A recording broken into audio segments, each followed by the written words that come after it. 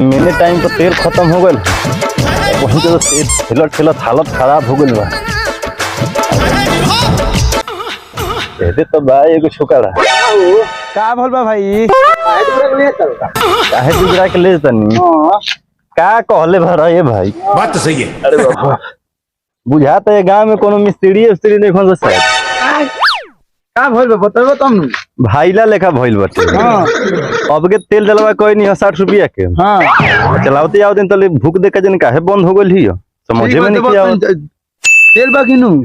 ए तेल बाकी ना तेल बा 60 रुपया के भरवा के तावते बनी है मंगलो ठीक करो को स्टार्ट करके देखा तनी साथ होता कि ना कब मिस्त्री होगा हां तो चालू करके देखो हां करो तनी देखो देखो ये फंस गया।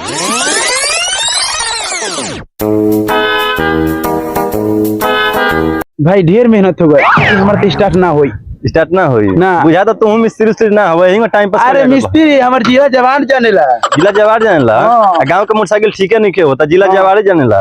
ना हो भैया किको मालूम ना चले भैया इज्जत चल मालूम हाँ, इज्जत इज्जत चल ऐसा इज्जत लेके जाए कि तोर दुकान पे एगो मोटरसाइकिल सर ना होई है इज्जत का सवाल बनू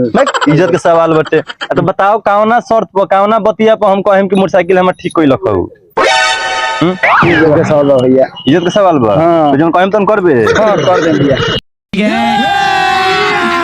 अभी मजा आएगा ना भिड़ो। देखते बारे हमर दुआर से ज्यादा दूर बा ना हां है हां दुआरा पर ठेल के ले चल मोटरसाइकिल हां लेके चल जाना चल ले चल खाली गांव में पता ना चले और ना चल दिन चल ठीक है लेट का कोई बार चल चल चल धान तो जा